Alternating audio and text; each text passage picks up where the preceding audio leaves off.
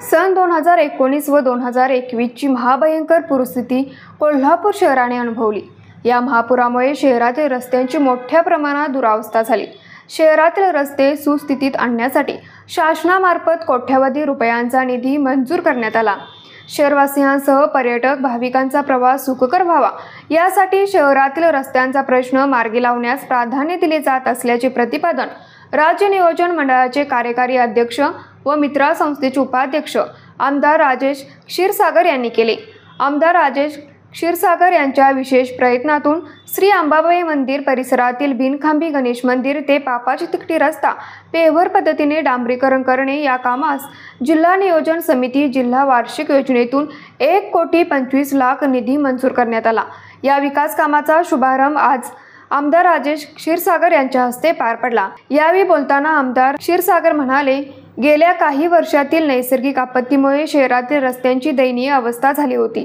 शहरातील रस्ते सुस्थितीत आणण्यासाठी प्रमुख 16 रस्त्यांसाठी उपमुख्यमंत्री एकनाथ शिंदे यांच्या माध्यमातून 100 कोटींचा निधी यापूर्वी मंजूर करण्यात आला आहे। या निधीतून शहरातील रस्त्यांची कामे प्रगतीपथावर आहेत।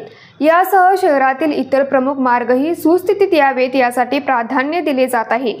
बिनखांबी गणेश मंदिर ते पापाची तिकटी हा शहरातील प्रमुख मार्ग असून यासाठी 1,25,00,000 निधी प्रस्तावित करण्यात आला असून येत्या काही महिन्यात हा रस्ता रहदारीसाठी दर्जेदार झालेला दिसून येईल। त्याचबरोबर शहरातील इतर प्रमुख मार्गही येत्या 3 महिन्यात सुस्थितीत आणण्याचा आपला प्रयत्न राहील असा विश्वास त्यांनी व्यक्त केला। यावेळी शिवसेना जिल्हा प्रमुख सुजित चव्हाण, महानगर प्रमुख शिवाजी जाधव, शिवसेना शहर प्रमुख रणजित जाधव, माजी नगरसेवक अजित ठाणेकर, किरण नकाते, बाबा पार्टे, सराफ संघाचे कुलदीप गायकवाड, हिंदुत्ववादी संघटनेचे श्याम जोशी, राजू मेवेकर, इंद्रजित आडगुळे, शिवसेना उपजिल्हा प्रमुख तुकाराम साळोखे, रमेश खाडे, दीपक चव्हाण, किशोर घाटगे, सुनील जाधव, गणेश रांगणेकर, सचिन पाटील, निरंजन शिंदे, प्रसन्न शिंदे, पांचाळ सोनार समाजाचे अनिल पोतदार, कपिल सरनाईक, योगेश चौगुले, पियुष चव्हाण, कुणाल शिंदे, गजानन भुरके, श्रीकांत मंडलिक, मनोज बहिरशेठ आदी उपस्थित होते। न्यूज मराठी 24 कोल्हापूर। बाळ, फ्रीजमधून श्रीखंड काढ ना। आम्ही पूर्वी घरीच बनवायचो श्रीखंड, त्याची चवच वेगळी होती। आता काय सगळं रेडीमेड। आजी, हे श्रीखंड खाऊन बघ।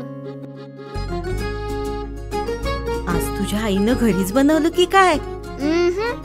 हे आहे गोकुळचं श्रीखंड। अगदी जिभेवर रेंगाळणार। जिभेवरच नाही तर मनावरही रेंगाळणार। गोकुळ श्रीखंड, मनावर रेंगाळणार।